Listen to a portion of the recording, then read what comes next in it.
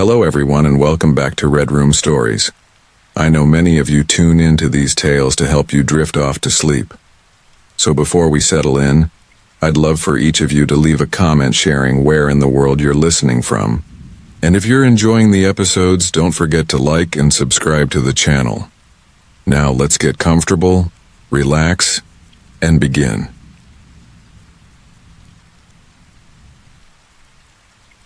The wind howled like a trapped animal outside the ancient crumbling lodge at the edge of Wintergrove Woods, a remote village nestled within the desolate northern mountains.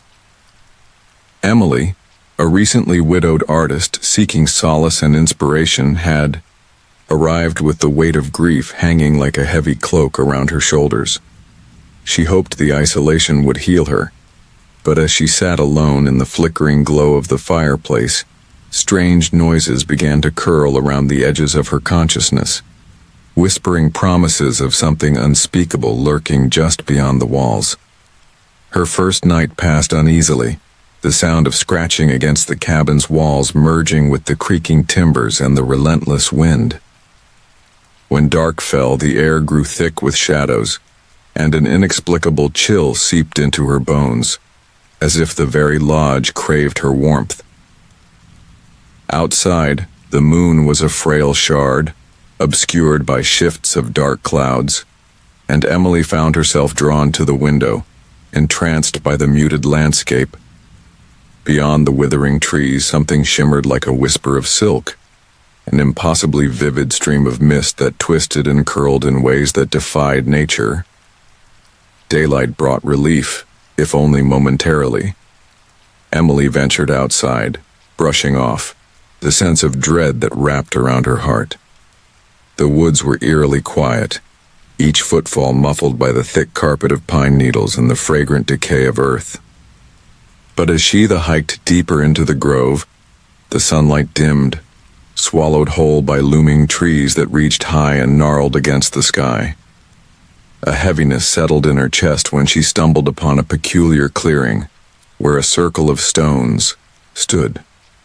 The stones bore intricate carvings, their surfaces etched with symbols that reminded her of long-forgotten tales of witches and ancient rituals. Emily's curiosity overcame her caution. She ran her fingers over the serpentine markings which hummed faintly beneath her touch, like a heartbeat thrumming through the soil. The air shifted, and the woods seemed to hold their breath. In that moment, it felt as though the ground held secrets buried deep, desperately longing to be unearthed. That night, as she settled into bed, the whispers returned, curling around her ears like smoke, coaxing her with promises of beauty and understanding. And somehow, for a fleeting second, the loss of her husband felt distant. As days stretched into each other, Emily resumed her excursions into the woods, drawn like a moth to flame. The boundary between reality and dreams began to blur. The stones haunted her visions, calling to her as if she were a part of something larger than herself.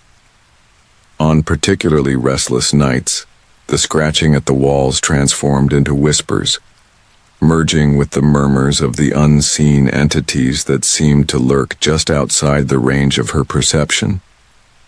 Shadows flickered in her peripheral vision, vanishing when looked at directly. With each visit to the clearing, the heaviness and dread warped into something more sinister. The forest seemed to watch her every move. The sound of rustling leaves took on a malicious tone, echoing her doubts and sorrows back at her. The air thickened with an unspoken promise. If she surrendered to it, she would gain something unimaginable. Soon she found herself painting feverishly, figures she couldn't comprehend spilling onto her canvas, drawn by an unseen tide. It was on the fifth night that the dreams turned vivid and grotesque. She found herself submerged in a dark, fluid realm filled with faces she vaguely recognized, twisted visages of lost loved ones and creatures that seemed torn from nightmares. The stones in the clearing morphed into skeletal hands, reaching for her as screams echoed in a language she could not understand. When morning broke, She awoke to find her canvases torn to shreds, the paint smeared across the room in wild, frantic strokes. Terrified but entranced, Emily ventured into the clearing yet again, an instinct pulling her deeper into the uncharted territory molded by terror. She stood among the stones as twilight descended, the air alive with tension. A pulsating energy surged through her, and close to the stones she glimpsed them. The spirits of those who roamed the woods, pale and hollow-eyed, gazing back with longing and despair. As she reached for a hand extending from the shadows, a sudden jolt of awareness forced her to withdraw. The forest had become a web of unease, its tendrils wrapping around her mind as she slowly realized what she was liberating. They were not spirits in need of rescue, but dormant entities demanding recognition. Her past pain twisted into a binding thread, now melded into something sinister. The realization crashed down upon her. She had awakened them, and they hungered, not for her creativity, but for her life. In that moment, the world around her transformed, the trees closing in with malicious intent, their branches weaving into claws that clawed for her fading warmth. Emily turned to flee, adrenaline coursing through her body, each footfall echoing despair as she raced through the darkening woods. The whispers pursued her, now shrill, shrieking names she thought long buried. The stones mocked her with their grotesque shapes, their very essence drawing on her fear. Back at the cabin, she threw the door shut, slumping against it as if it could protect her from the haunting presence that loomed just outside. But the walls shimmered as though alive, pulsating with the same ominous energy that coiled around her heart. Emily bent low, a whirlwind of panic as the whispers melded into a cacophony. Images of her husband's final days flooded her thoughts, a kaleidoscope of grief warped into monstrous forms. As night blanketed the world once more, the boundaries of her reality twisted, merging her memories with those dark entities of the woods.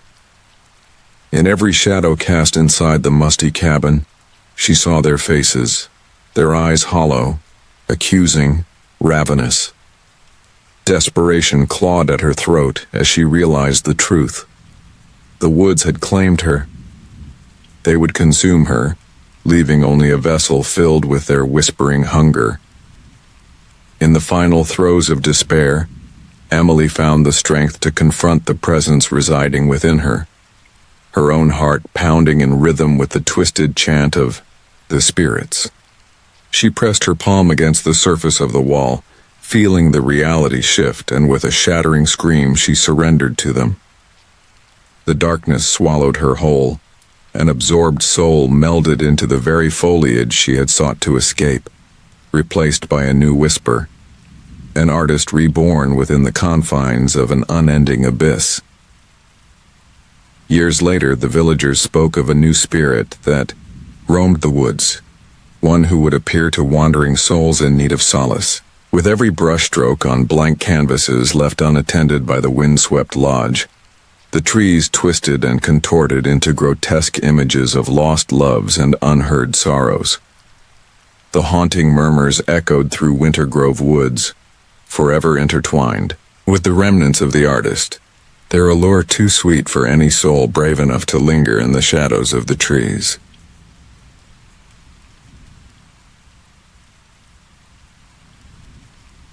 The storm descended on Elysium Valley like a curse, thick clouds swallowing the pale moon, muffling the sounds of rustling leaves and distant thunder. Claire felt the weight of impending rain as she trudged down the narrow path, the scent of damp earth and decay enveloping her. The old house loomed before her, a ramshackle relic from a forgotten era, its splintered wood and peeling paint whispering stories of despair. The townsfolk had warned her against it, speaking in hushed tones of the tragedy that had unfolded within its walls. But curiosity had always danced with danger in Claire's heart. She pushed open the creaking door, the air thick with mildew, and something far more sinister, like the breath of the house itself exhaling secrets of the past. Inside, shadows flickered and swayed as the storm raged outside, an orchestra of nature gone awry. The floorboards groaned beneath her feet, a rhythmic warning that sent spasms of unease radiating through her body. Claire's fingers brushed against the faded wallpaper, its patterns distorted and flesh-like under her touch. Every step pulled her deeper into the house's embrace, and with each passing moment the air became heavier, thick with the scent of burnt sugar and something metallic, like blood. It tugged at memories she didn't want to confront, twisting her chest in a vice of anxiety as she recalled her brother's last visit to this place. The laughter that had turned into screams. The corridor stretched before her, adorned with family, portraits whose eyes seemed to follow her, judging and mocking. As she wandered deeper, she stumbled upon a room locked for years, or so she had assumed. A stray board lay ajar, evidently pried open not long ago. Adrenaline surged as she pushed the door wide, revealing a dark sanctum eerily untouched by time. In the center rested an old piano, its ivory keys yellowed and cracked, whispering of melodies long forgotten. The air thickening with an unsettling energy, she approached, fingers trembling, and struck a key. The note reverberated through the air, mournful and lonely, and as the sound faded, the house seemed to breathe in response, walls shuddering as if waking from a long slumber. Suddenly, a rush of memories engulfed her. Flickering images of her brother darted through her mind, their laughter echoing like a haunting melody, then silence cutting through it like glass.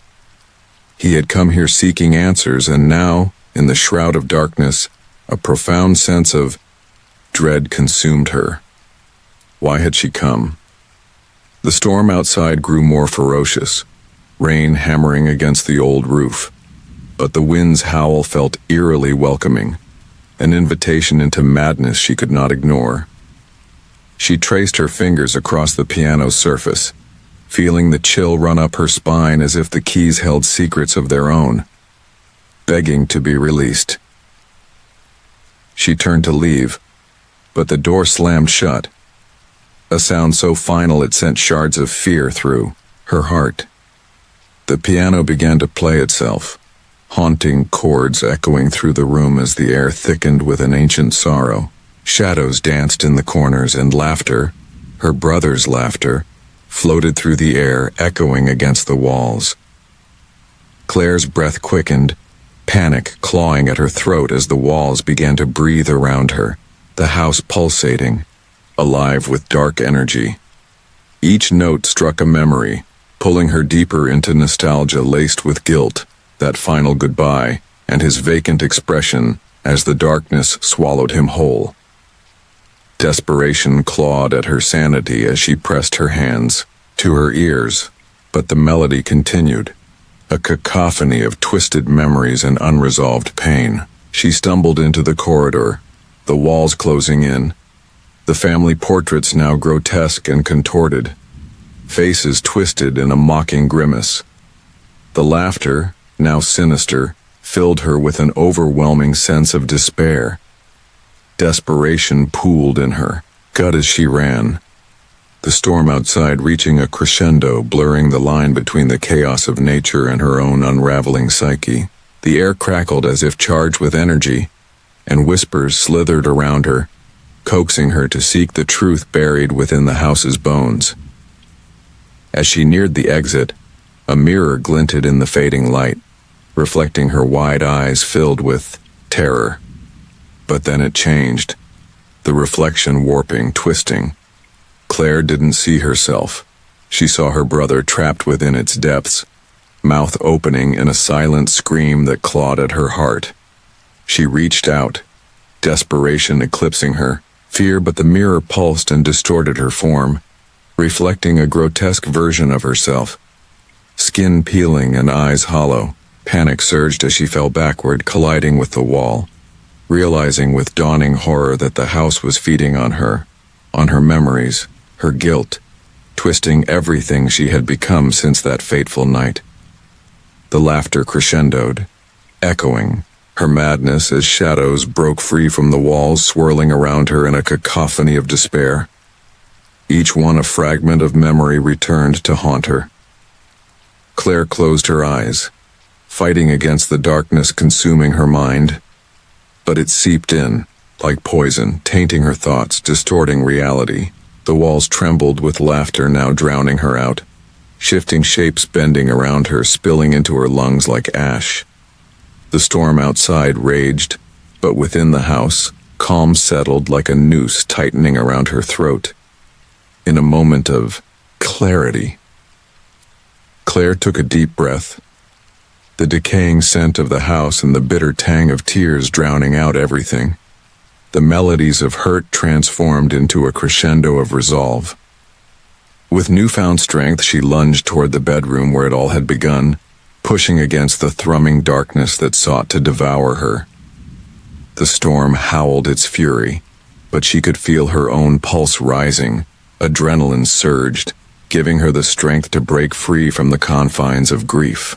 The door splintered when she slammed into it, and she stumbled into the empty room, darkness swirling behind her. Suddenly, the shadows shifted, coalescing into the form of her brother, a wraith of what he had once been. Claire froze, heart pounding, breath caught in her throat. The figure beckoned her closer, and despite the fear clawing at her gut, she stepped forward.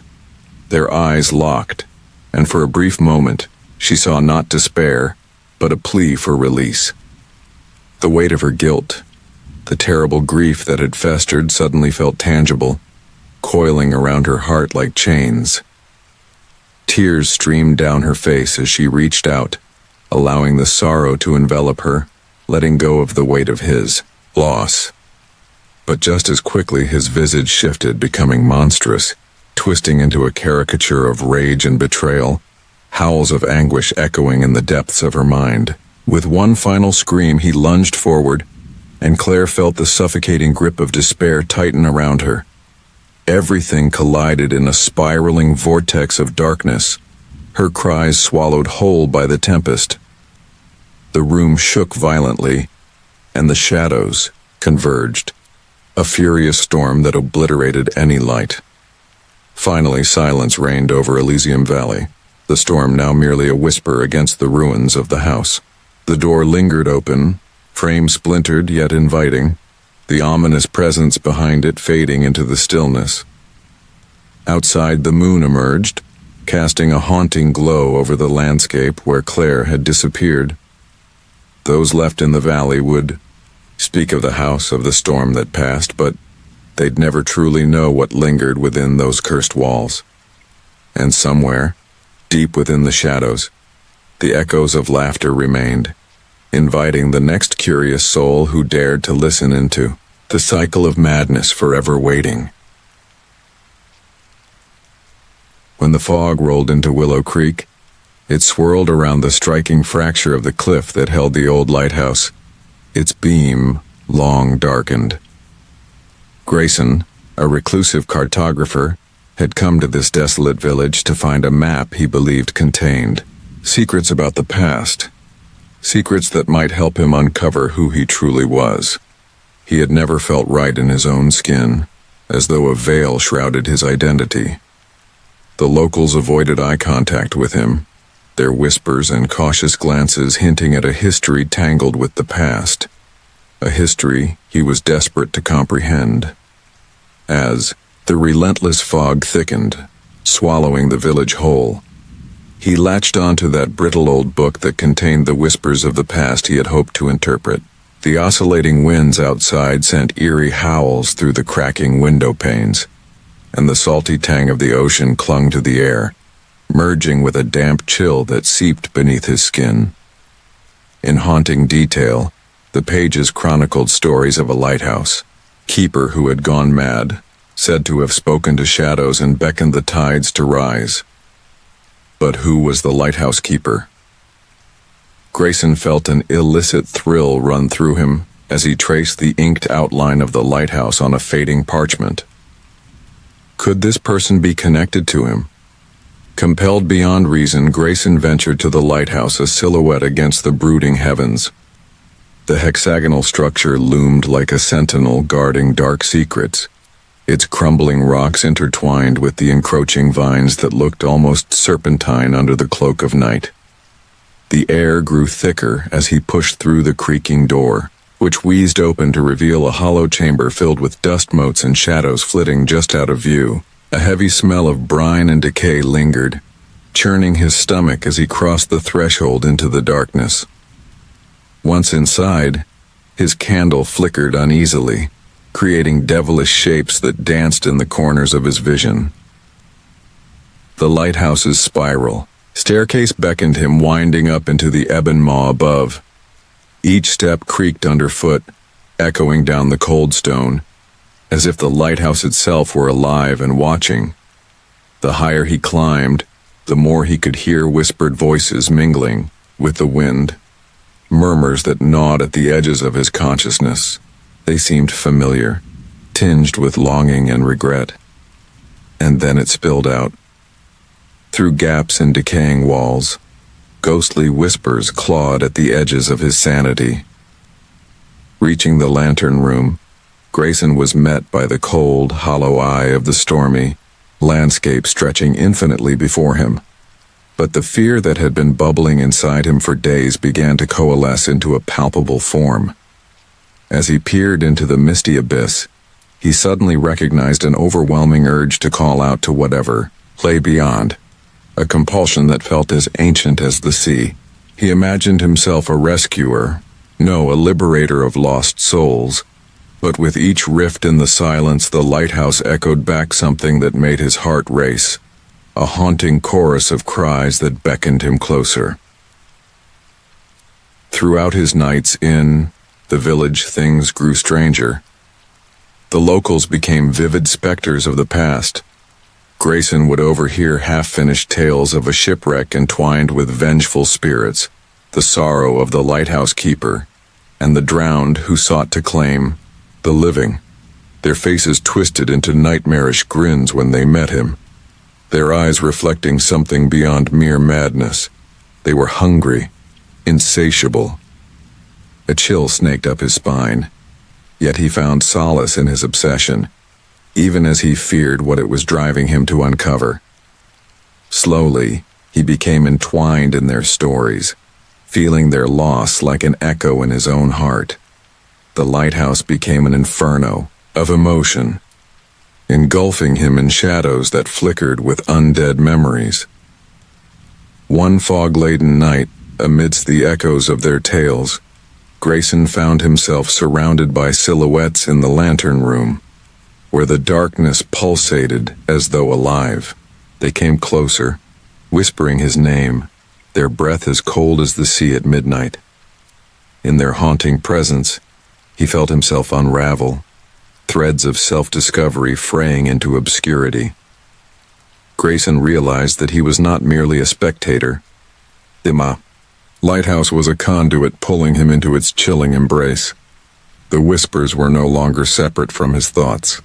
They spoke of his forgotten lineage and bloodline steeped in sorrow, of a lineage that had once navigated the treacherous waves, only to falter and drown. Cold panic surged through him, but with it was a strange revelation. This legacy was his. He was destined to continue the lighthouse keeper's work, a guardian of the lost and condemned. As the full moon hung low over the horizon, illuminating the village, he felt the world shift beneath him. Nightmares morphed into waking visions. Shadows unfurling around him became palatial, rolling like dark tides tugging at his sanity. The walls of the lighthouse bled their memories. Grayson stood amidst echoes of grief-stricken cries, waiting for him to take his place among them. The boundary between reality and his crumbling mind began to erode, a terrifying surrender to the siren call of the abyss. In a moment of claustrophobic clarity, he grasped a faded chart depicting the cursed waters surrounding Willow Creek, the ink weeping like the souls it described. Sudden dread gnawed at him as he realized he had never truly come to the lighthouse for answers. It was always a summons, a calling to inherit the burden of the lost. The villagers, the keeper, the very lighthouse, they were bound to him, and he to them. The relentless waves began to howl like banshees, drowning the fragile fabric of his humanity. Grayson staggered to the edge of the lantern room, gazing into the turbulent sea below as he sensed the chilling solidity of the shadows wrapping around him. In those moments, fear morphed into acceptance, cold and murky like the depths beneath. The lighthouse was not merely a relic, it was his essence, the last glimmering fragment of what could have been a normal life. He sealed himself within it, embracing the darkness, the anguish, as a bizarre rebirth unfolded. And as he plunged into the icy depths below, Grayson surrendered not to the ocean, but to a destiny crafted long before his birth. The lighthouse flickered with renewed life as the waves enveloped him, a beacon not of hope, but of an eternal vigil over the damned. In the eerie silence that followed, wisps of fog began to weave together on the shore, manifesting into figures. Gazing out toward the horizon, the covenant renewed, the hero lost, forever lingering in the heavy air of the lighthouse, a haunting reminder that some calls are not meant to be answered.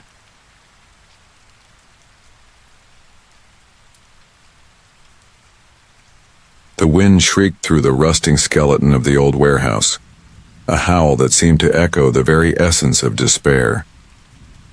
Sitting at the edge of a forgotten industrial district, the building had been abandoned for decades, its lonely bulk, drowned in decades of graffiti, shattered glass, and the detritus of a life once vibrant. It was here that Claudia would come to find herself, driven not by choice, but by a desperate need to escape the suffocating grip of her life. After losing her job and her relationship in the space of a week, she had scoured the city for something that could remind her why she existed at all. She believed in a naive twist of fate, that within these crumbling walls she might discover inspiration or redemption. As she stepped into the dim light filtering through the cracked windows, a chill crawled up her spine, a whisper of cold that smelled faintly of rust and decay. The floorboards groaned beneath her feet, each step echoing like a heartbeat in the heavy silence. She could feel the weight of the air, thick with dust motes and memories, as if the very structure was holding its breath in anticipation of her intrusion. In the flickering shadows she spotted remnants of the past, rusted machinery, old workbenches cloaked in grime, and faded posters that peeled away like the secrets of those who had once met here, their laughter now reduced to echoes. A faint scuttling caught her attention, and her heart lurched as she turned, but nothing stirred in the darkness. She shook her head, dismissing the sound as the fervent imagination of a restless mind. Yet, an unsettling feeling settled into her bones, a reality that something unseen was watching her.